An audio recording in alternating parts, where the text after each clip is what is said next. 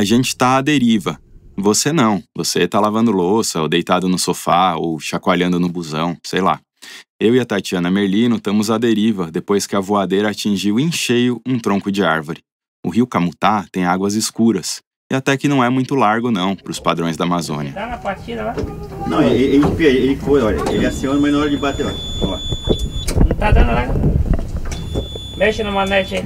Não, o manete quase não coisa, vai pra trás. A gente fica ali rodopiando de acordo com a vontade da correnteza durante 1 hora mais ou menos, enquanto o pessoal tenta consertar.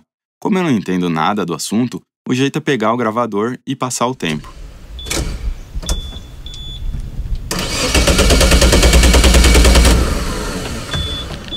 Apesar do acidente, o clima é leve. A bordo estão 4 diretores da Associação das Comunidades Remanescentes de Quilombos de Gurupá, a Arquimig. A gente está na região do Marajó, no interior do Pará. A ilha de Marajó faz parte dessa região, mas a região em si é muito maior do que isso. No caso, a gente está bem onde o Amazonas encontra o Xingu. Sabe onde que é?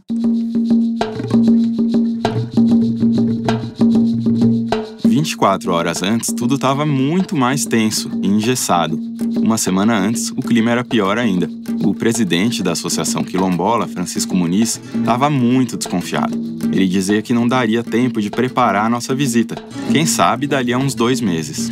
Quem é que está lhe mandando você entrar aqui dentro para vir fazer uma entrevista dessa?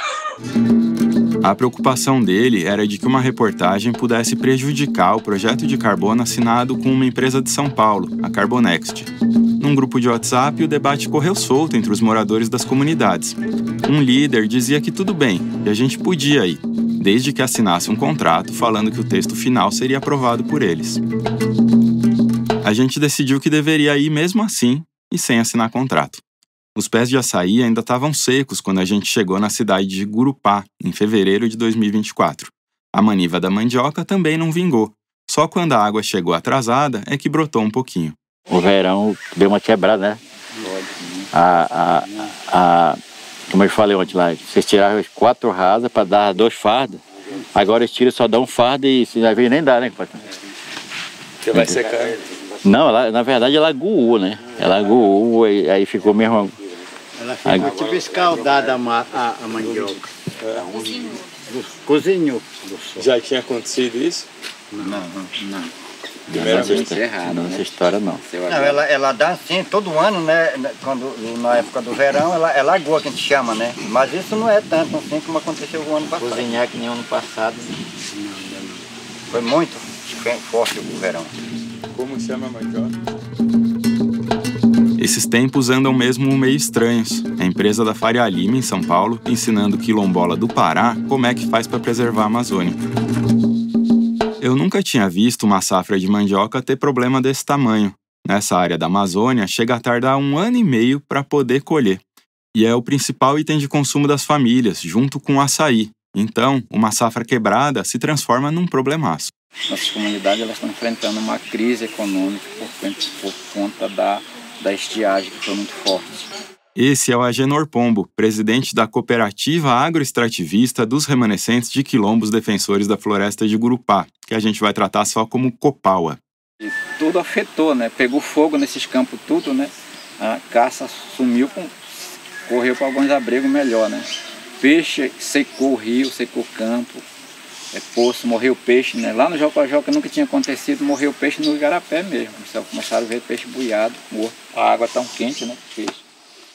Então... Com um pouquinho de sorte, o trajeto de balsa entre Macapá e Gurupá leva 12 horas para ser percorrido. Para quem vem de Belém, é o dobro do tempo. Em condições normais, são mais 2 horas até Cantagalo. E mais do que tempo, esse percurso representa um grande gasto de combustível, um item que pesa muito na vida das famílias. No caso das comunidades mais isoladas, ainda por cima não tem barco de linha, ou seja, só transporte privado por essas bandas. Para ter uma ideia, o valor do combustível por aqui é de R$ 7,00 o litro. Quando os escravos fugiram para cá, eles vieram para bem longe para ninguém achar eles, entendeu? Quem encontrou eles para cá? Ninguém. Pelo levantamento que fizeram, na época que foi titular aqui, mais ou menos que época que os escravos fugiram para cá? Mas na época que a gente fez o levantamento, foi em 99, saiu assim um histórico Foi 200 anos atrás, em 99. Depois que o barco funcionou, a gente chegou em Cantagalo, que é uma das 12 comunidades que compõem a área quilombola em Gurupá. Ela também é conhecida como Camutá do Ipixuna. Essa aqui é uma das comunidades, agora é a mais isolada.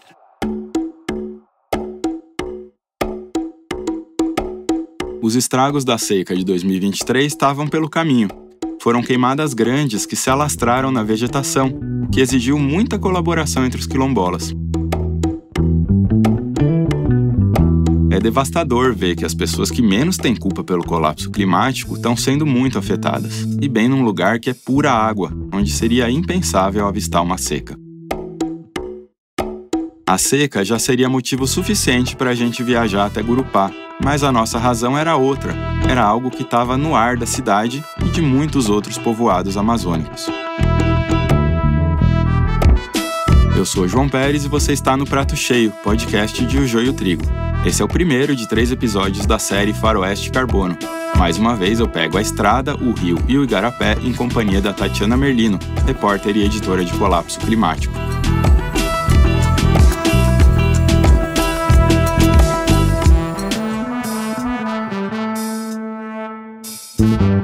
Antes de continuar, eu quero te fazer um pedido. A gente precisa do seu apoio para seguir realizando investigações profundas que tenham um impacto na opinião pública e nas nossas vidas. Você pode entrar para o Sementeira, o nosso programa de membros. Quando acabar esse episódio, é só dar um pulinho na página do Joio e entrar na seção Contribua. Além de ajudar, você tem acesso a descontos em livros e em produtos da nossa lojinha. Talvez você esteja lembrado que um tempinho atrás, o João e eu andamos por muitas terras indígenas para investigar sobre o avanço do agronegócio em parceria com lideranças dos povos tradicionais. Entre uma soja aqui e um milho acolá, uma ameaçinha e uma ameaçona, a gente ouvia cada vez mais uma expressão, mercado de carbono.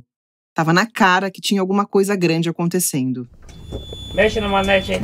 Não, a manete é quase uma coisa ali para trás. Uma que quase dirige para trás, entendeu? E essa coisa não era um barco à deriva no meio do rio. Mas a gente ainda não sabia bem o que era. O que a gente encontrou ao longo dos últimos 12 meses é maior do que se esperava. Se você acha que esse assunto é complicado, eu também acho. Eu passei vários meses tentando entender o que é um crédito de carbono, o que é mercado de carbono e por que isso importa. Todos esses assuntos e os conceitos que cercam o mercado de carbono vão surgir ao longo da série.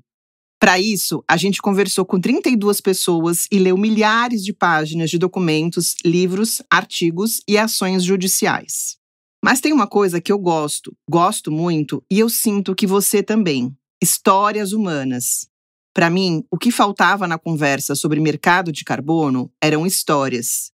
Entender o que isso significa no mundo real. Eu via valores, conceitos complicados, frases cifradas, mas não via gente. Então, eu fui atrás de gente. Bem, eu sou José Alaécio de Souza Ferreira, tenho 43 anos, sou natural de Gurupá, Marajoara, né? Vivo aqui enquanto identidade agroextrativista, assim como os demais dessa região, nós nos identificamos com os povos das águas da floresta, né? O Alaércio é diretor do Sindicato dos Trabalhadores Rurais de Gurupá, uma organização que nasceu do histórico de mobilização dos povos tradicionais. Nos anos 70, essa região passou por uma pequena revolução. Todo mundo menciona o papel que a teologia da libertação exerceu sobre essas comunidades. Na época, padres e bispos se espalharam pelo interior da América Latina para pregar não a palavra da conformação, mas a palavra da resistência, da organização e da luta. Com base nisso, as comunidades foram se juntando para brigar pelos títulos das terras. E o Alaércio é um dos filhos dessa articulação. Vou dar um exemplo do meu lote, que vem desde o meu tataravô. Nós estamos com o domínio dela há mais de 200 anos, a minha família. E está igual a floresta. E ele lá, o meu tataravô, não preservou porque o bisneto dele ia negociar em nome dele na frente. Não, porque é um estilo de vida nosso. A floresta é muito mais que algo comercial. Gurupá não é bem uma ilha, mas é como se fosse. Como praticamente não tem estradas nessa região, as comunidades ficam ilhadas. E o rio Amazonas é a forma de ligação entre as comunidades. Na ponta da cidade, é possível visitar um forte construído há 400 anos. Apesar dessa ocupação antiga, quase nenhum ciclo econômico baseado em desmatamento prosperou por aqui, o que não é uma má notícia. Então, se vê que dessa parte, que é um dos pré-requisitos para a questão do carbono, que é a questão legal da terra, porque precisa, então Gurupá é um prato cheio para isso, porque já foi feito. Todo esse trabalho, que é árduo, que não é simples, foram anos de luta, vidas dedicadas de várias lideranças a isso. Olhando esse lugar remoto, a gente consegue entender que uma lógica se inverte. Nos últimos séculos, localização é um item importante na geração de lucro. Quanto mais fácil o escoamento de mercadorias e quanto mais próximo do mercado consumidor, melhor. No caso dos mercados de carbono, a lógica é diferente. Estar em lugares remotos é uma vantagem. Em tese, quanto mais preservado, maior o risco de desmatamento. E risco de desmatamento vale dinheiro, como a gente vai entender mais para frente. Do ponto de vista da estrutura do capitalismo, os mercados de carbono acabam colocando nas engrenagens da acumulação de capital justamente os territórios que ainda não tinham interessado. E esse é um ponto muito importante da discussão. Queria falar agora um pouquinho sobre a questão dos mercados de carbono, assim. Que ano que vocês notaram que começou a chegar essa discussão por aqui? Quem que estava trazendo a discussão? Em Gurupá, a nível de discussão, de pagamento por serviços ambientais, assim, há discussões assim, mas aquilo longe, é algo que já se debate há algum tempo, desde das primeiras COP, quando passou a se falar disso, dos países ricos, então tinha essa ideia, mas isso, como não existia realmente recurso envolvido, acaba que ficava mais na discussão. Para a efetivação mesmo, final do ano atrasado, início do ano passado, que começou a vir mais. Foi a primeira vez que eu cruzei com impactos das COPs na vida real. Você deve ter visto notícias sobre as COPs, que são a Conferência das Partes sobre Mudanças Climáticas. De uma década para cá, o nível de atenção subiu bastante porque se tornou irrefutável que a gente está diante de um colapso. Na COP de 2015 foi assinado o Acordo de Paris. Ele foi celebrado por uma parte do ambientalismo como um grande passo, ao definir metas para que o mundo seja neutro em emissões até 2050.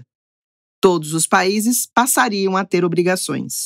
O acordo tem um artigo inteiro que fala sobre o pagamento por resultados. A regulamentação veio 6 anos mais tarde, na COP da Escócia, quando são previstas 2 possibilidades de mercado. Os mercados feitos pelos países de forma compulsória, estabelecendo metas por empresas e setores da economia, ou os mercados voluntários.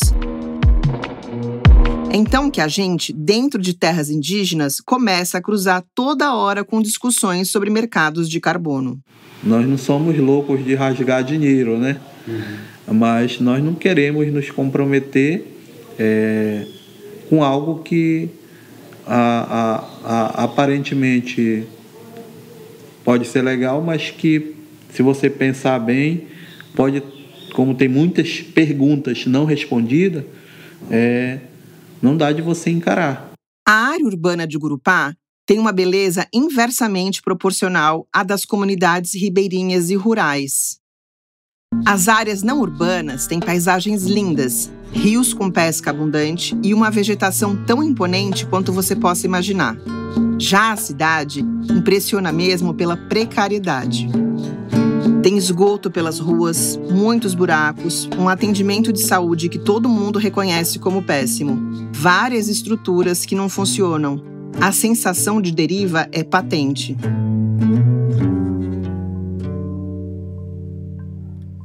Então ainda a gente está observando no que vai acontecer, né? E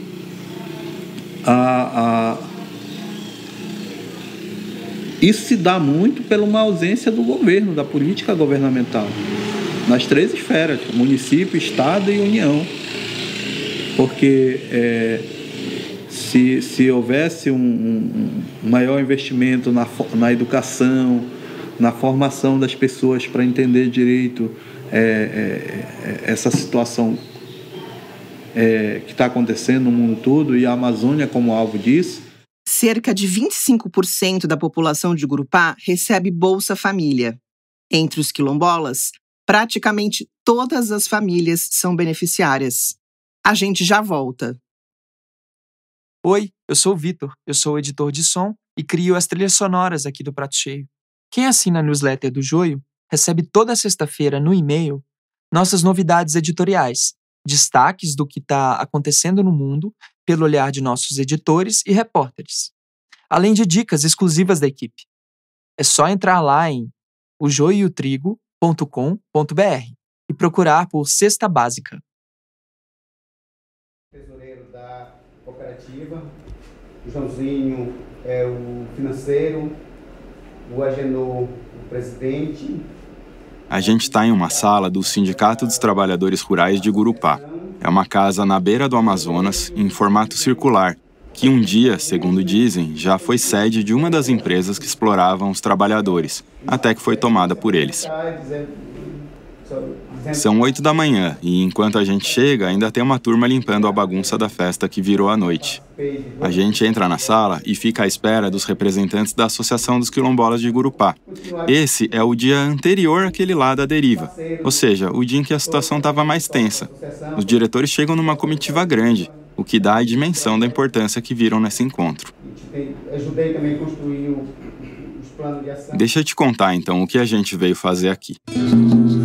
Em 2022 foi assinado um contrato entre a associação e a Carbonext, que se apresenta como a maior empresa emissora de créditos de carbono do mundo. A Carbonext fica em Indianópolis, um bairro de classe alta de São Paulo, e é uma sociedade com capital de 240 milhões de reais. Em 2023, a Shell anunciou que havia se tornado investidora dessa empresa. É isso mesmo, uma das maiores companhias de petróleo do mundo é sócio de uma das principais agentes do mercado de carbono.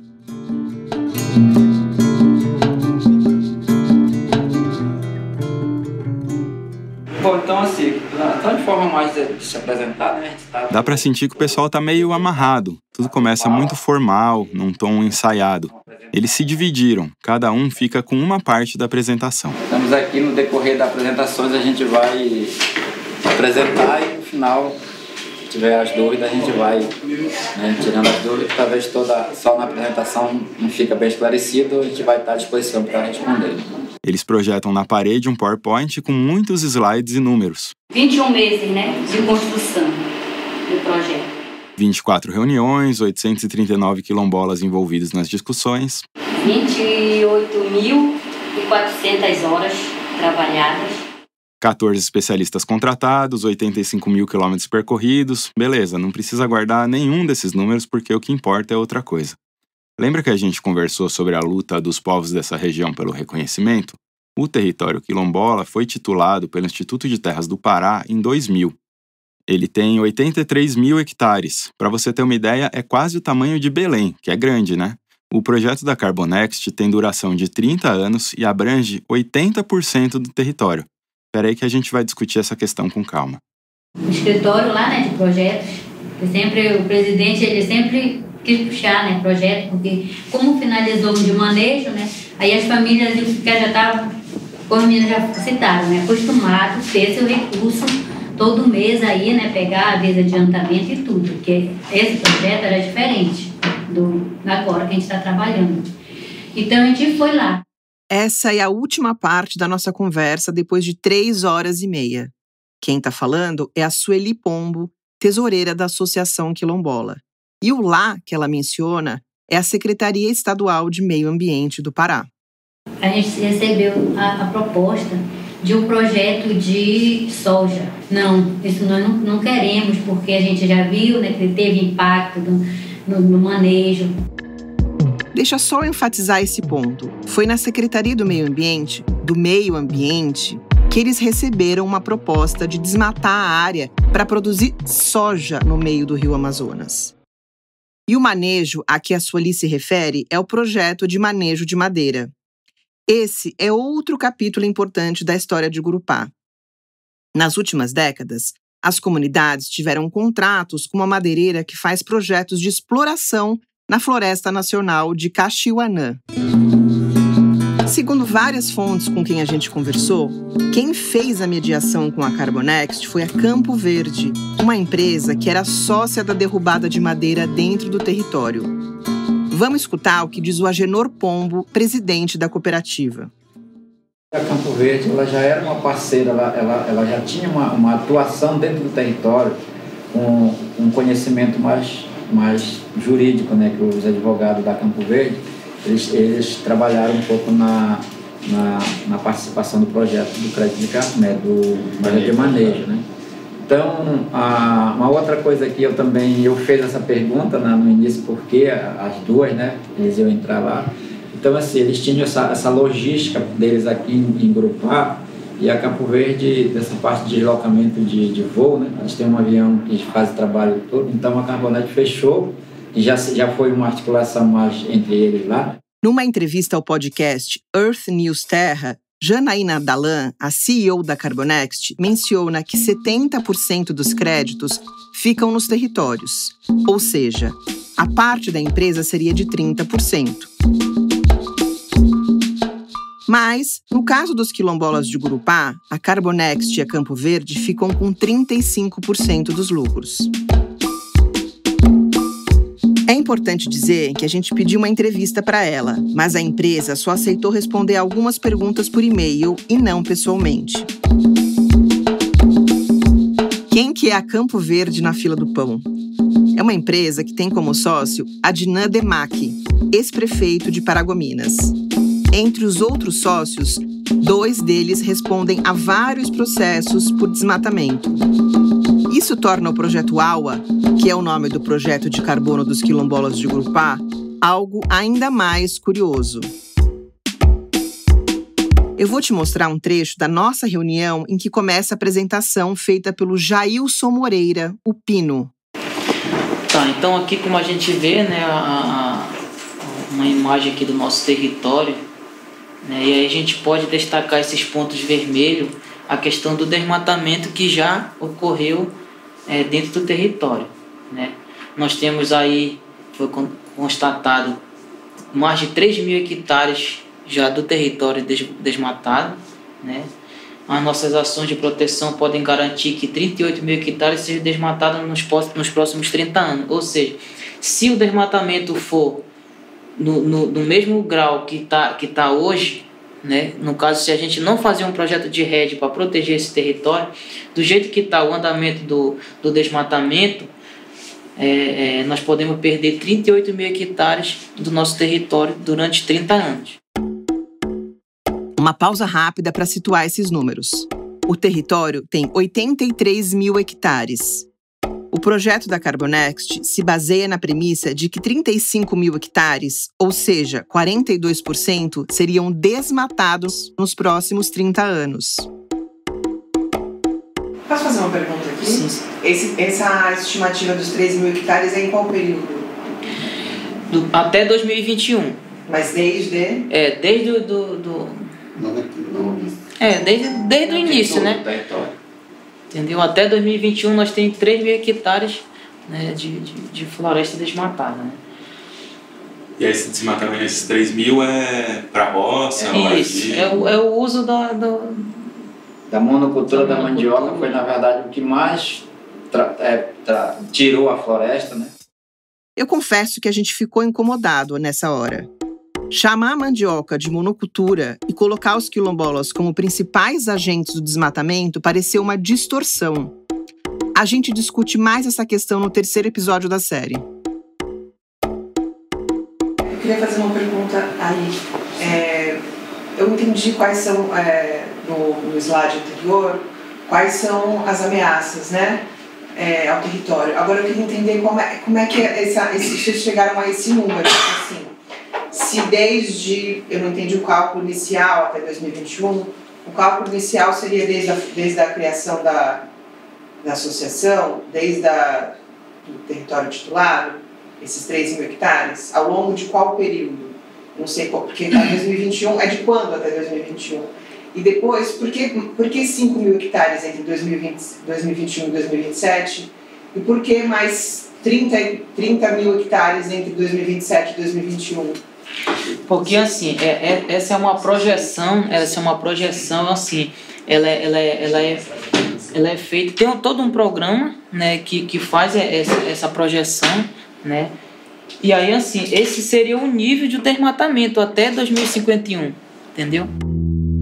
Essa foi uma das 4 vezes em que a gente questionou o cálculo. E é importante lembrar que a gente gostaria também de ter tido a chance de questionar a Carbonext. Não sei se já deu para entender onde a gente quer chegar. Uma das metodologias mais comuns dos projetos de carbono é o chamado desmatamento evitado. Nós lemos alguns projetos que levam em conta essa ideia de que, ao criar um projeto de carbono, você evitou uma grande tragédia. Mas então, como é que faz para barrar o desmatamento? Qual é a alternativa que o projeto traria para essa ameaça? A questão do monitoramento, né?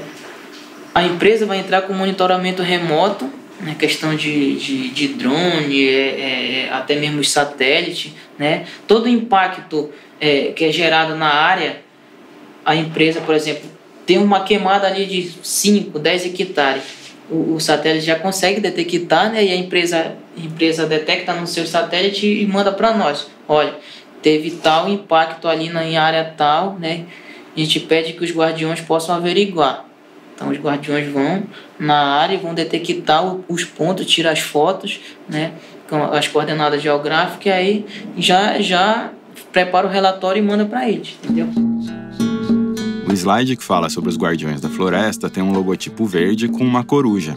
Ao lado dele, um símbolo de polícia e a inscrição Vistoria Mensal.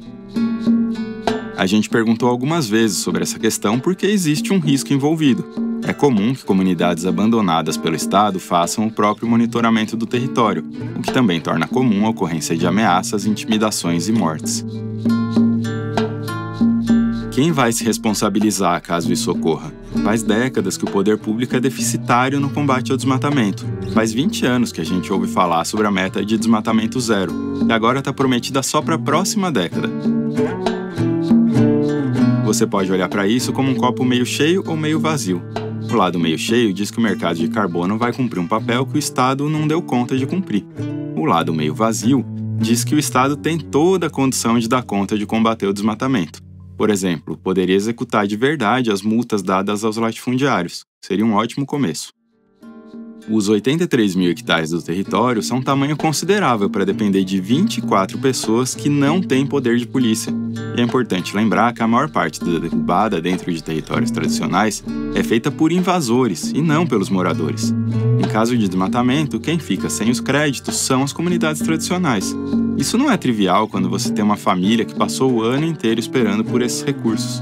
Se você está achando que tudo isso é um problema, bom, tudo isso é só o começo.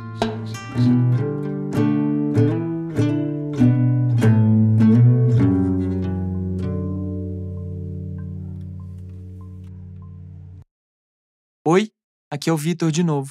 Esta série faz parte de um projeto apoiado pelo Instituto Clima e Sociedade. O ICS é uma organização filantrópica que financia projetos e instituições voltados ao enfrentamento das mudanças climáticas em todas as regiões do Brasil. O Joio também tem o apoio da ACT Promoção da Saúde, do Instituto Ibirapitanga, da Fundação Heinrich Böll e da Oak Foundation. Para as grandes empresas, o que interessa é ter uma floresta para apresentar. Que, olha, a gente volta na conversa com o Laércio, diretor do Sindicato dos Trabalhadores Rurais, que apareceu lá no começo do episódio. Floresta aqui, não é o crédito em si, o ganho dela, é o produto que ela está agregando valor a partir daquela floresta. Para o homem e a mulher da floresta, o que ficou foi o crédito. Se o mercado caiu, para ele não tem nada. E ele preso aí a um contrato de muitos anos. Imagina só, o meu filho nasceu hoje, daqui com 20 anos, ele está em idade que é a idade média das pessoas que assumem, já vai formar sua família, provavelmente já está casando, formando, tendo filho, tendo sua casa, mas ele ainda tem 20 anos para cumprir de um contrato que ele ainda não era nem nascido. O cálculo do crédito de carbono dentro de um determinado projeto é feito de acordo com o valor do momento. Então, uma comunidade fica sujeita a duas variáveis voláteis, o dólar e a tonelada de carbono. A tonelada já variou de $1 a mais de $100. Essa volatilidade é mais um dos elementos que fazem o mercado de carbono ficar com carinha de garimpo. Então, quem já provou que tem a capacidade de destruir foram eles, não nós. Então, não é para nós que tem que ser cobrado 40 anos de preservação. Escuta, nesse contrato, quem vai estar comprando vai estar assinando que ele vai se comprometer em diminuir, em mudar de vida, o estilo de vida e parar de poluir? Não, isso é coisa do mercado. Se é coisa do mercado, então o mercado que eu sei não me obriga a me prender a 40 anos ao processo. É livre mercado. E quem causou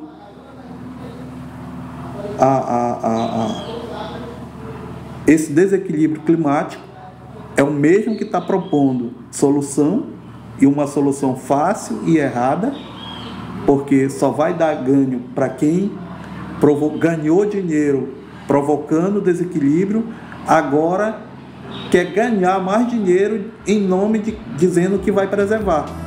E é uma preservação falsa.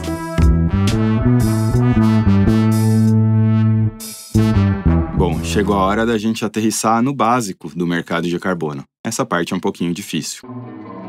O carbono é um dos elementos químicos mais abundantes na face da Terra. Ele está presente em todas as formas de vida.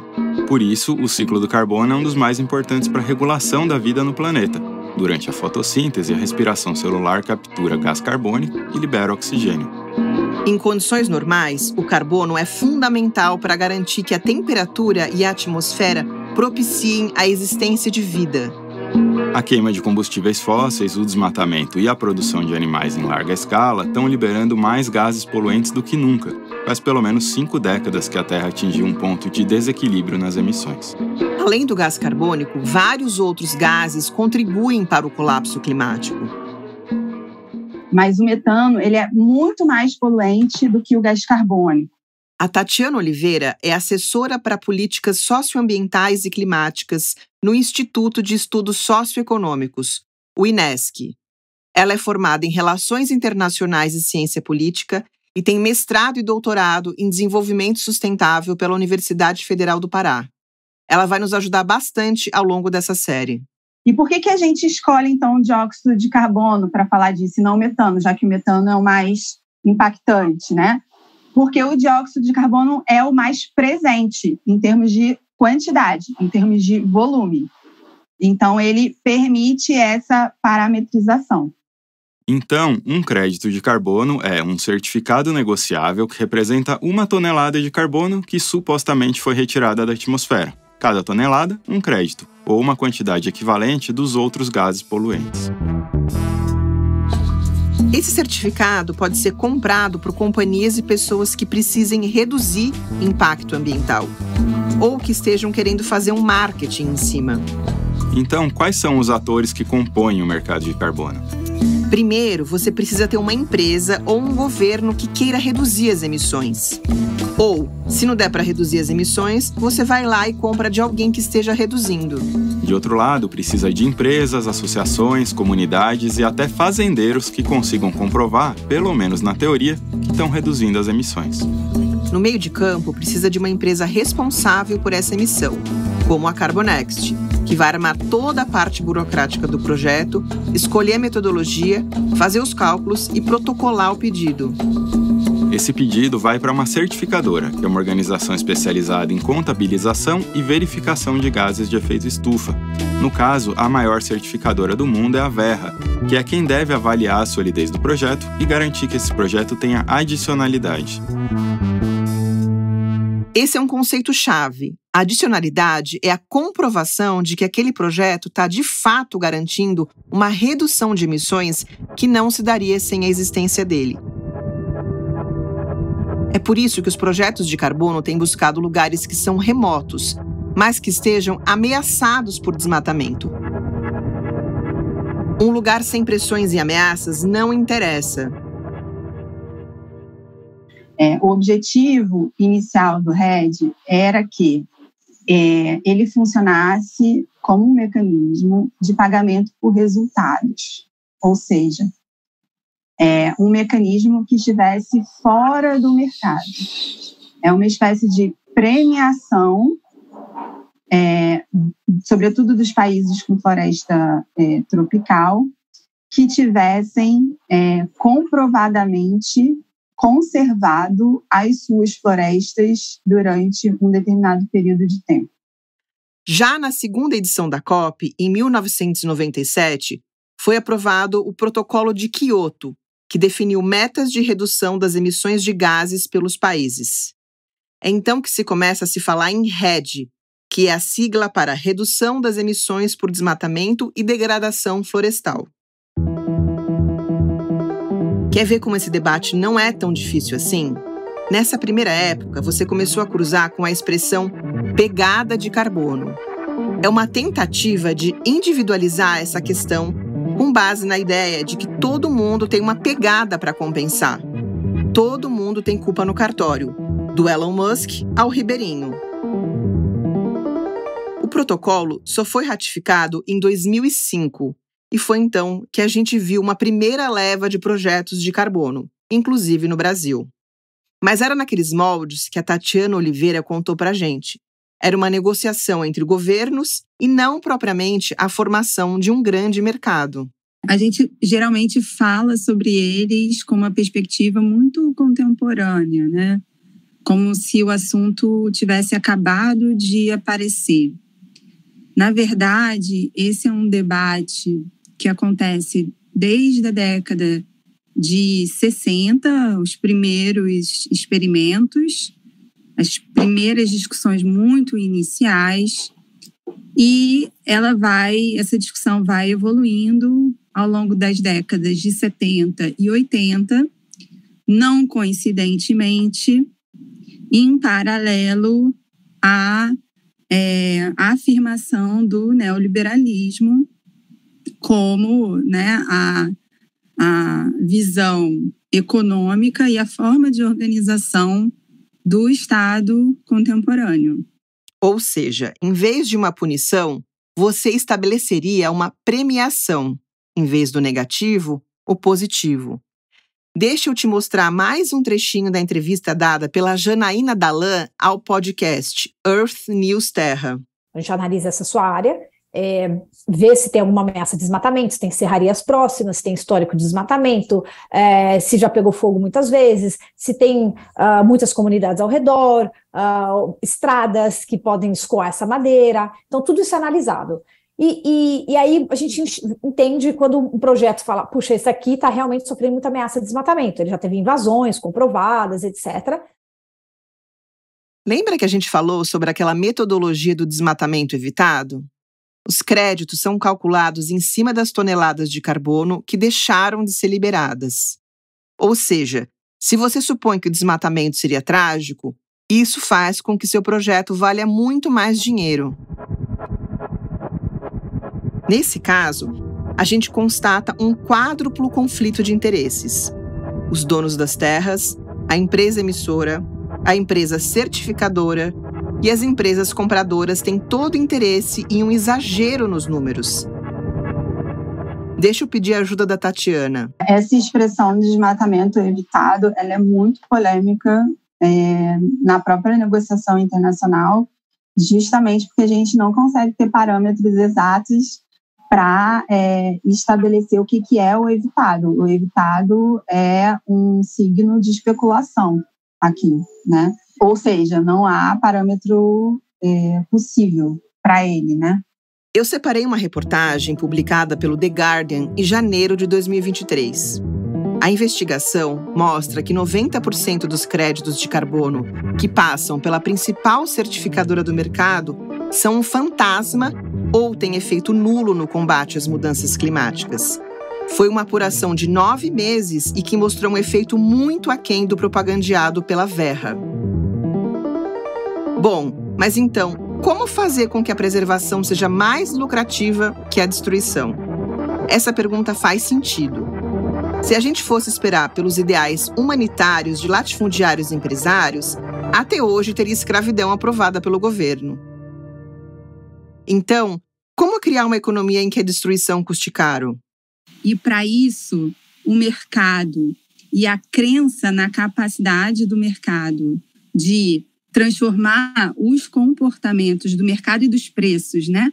De transformar os comportamentos é algo central. Então, por isso que o mercado de carbono se estabelece como um mercado de poluição, a gente diz uma licença de poluição.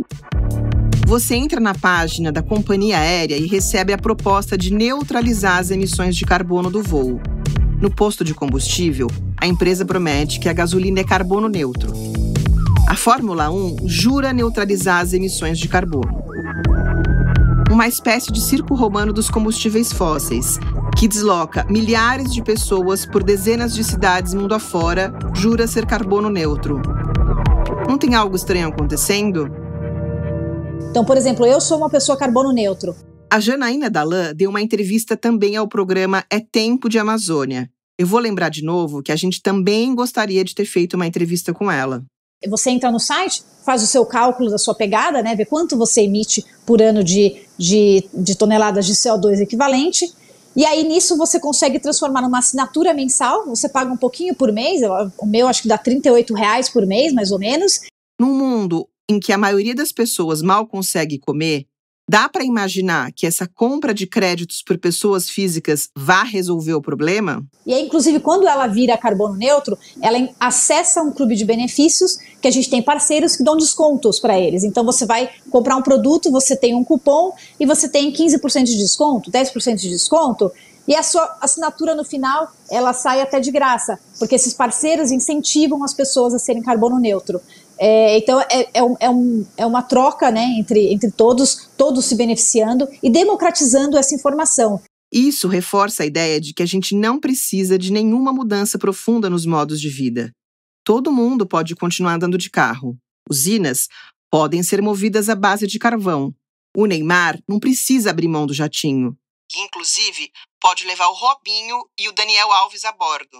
Parecia muito mais fácil, né? Mas tinha mil embrólios regulatórios, né? Até mesmo dos acordos internacionais, da consistência desses acordos, né?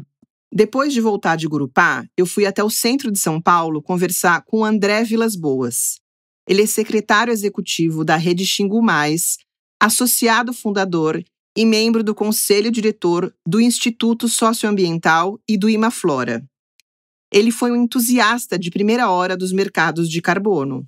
Vender carbono através das suas áreas de reserva, enfim. Como que você, assim, de lá, né, de 2008, 2010, quando você teve contato com o tema, você estava realmente otimista e de lá para cá você mudou a sua opinião, você está, enfim, ou não?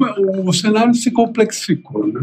Eu acho que o otimismo naquela época tinha a ver com o fato que não tinha no horizonte nenhuma oportunidade, né, de um recurso que pudesse contribuir, de fato, com a gestão de territórios na dimensão que esses territórios têm. Certo? Na época, a gente estava pensando no Parque Indígena Xingu. Então, uma área de 2.800.000 hectares, né, 17 povos morando ali dentro, uma centena de aldeias, né, e, enfim, cercada pelo agronegócio, virando uma ilha de floresta dentro do Mato Grosso. Né? Como é que, com parquíssimos, diminutos recursos das políticas públicas, certo? Então, complicado. pensar o futuro de uma área dessa, nessas condições, né? Surge essa história, uma conversa, né, assim, meio salvacionista. Pois é, enquanto a nossa deriva lá no Rio era temporária, a deriva dos povos tradicionais é permanente. Eles sempre são aqueles que recebem menos atenção do Estado. De repente, vem até a sua comunidade alguém cheio dos termos técnicos, com uma proposta que vai te garantir uma boa renda, que não vai mexer no território e que ainda ajuda a combater o desmatamento. Parece justo, né? Seria a primeira oportunidade de remunerar pessoas que durante séculos, sem pedir nada em troca, mantiveram a floresta em pé. O Instituto Socioambiental enxerga essa questão dentro de um pacote mais amplo chamado Economia da Sociobiodiversidade. É um conjunto de serviços, como promoção da biodiversidade, métodos tradicionais de extrativismo e agricultura e preservação da água. O problema é que o crédito de carbono é o único que está parametrizado. É ele quem existe enquanto mercado. Esse prazo, 20, 30 anos, é um prazo transgeracional. Você nunca teve um projeto transgeracional, né? Começa numa geração e termina em outra. Então tem um monte de complicômetros, né, nessa história. A conversa com André Vilas Boas foi um exemplo de como muita gente que era otimista com os mercados ficou alerta com os últimos desdobramentos. 2 anos de denúncias quase constantes de violações deixaram todo mundo mais cauteloso ou pessimista.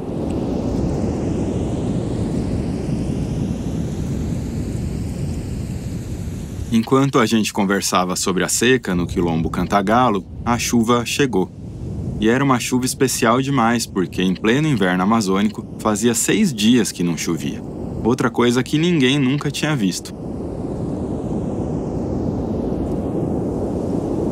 Diante de tudo isso, como se posicionar contrário a um projeto que vai trazer renda para pessoas que não têm culpa nenhuma no cartório, mas que vão sofrer as consequências do colapso climático?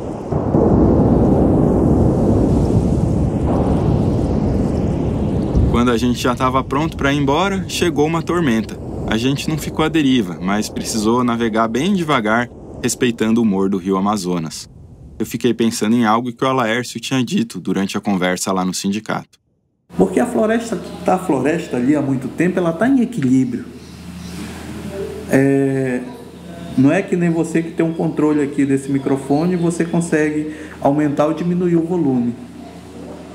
As nossas florestas nós não temos controle. Agora nós vamos sequestrar mais carbono. Vou apertar o botão aqui e vou sequestrar mais 100 toneladas de carbono. O pessoal não me pagaram, eu vou fechar aqui e vou sequestrar menos.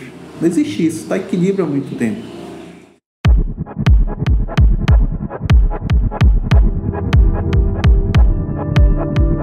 Nessa série, a gente ainda vai discutir mais sobre o projeto da Carbonext com os quilombolas de Gurupá. Mas antes, no próximo episódio, um crime ocorrido há 40 anos na Inglaterra encontra uma empresa de Dubai em pleno Pará.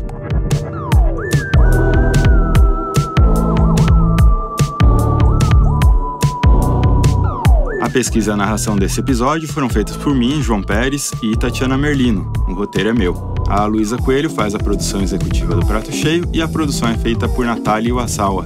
A edição de som é do Vitor Oliveira. As redes sociais ficam a cargo da Brenda Vidal. A editora de audiências é Amanda Flora. O design é feito por João Ambrosio, Clara Borges e Denise Matsumoto. Obrigado por ficar até aqui e até a próxima semana.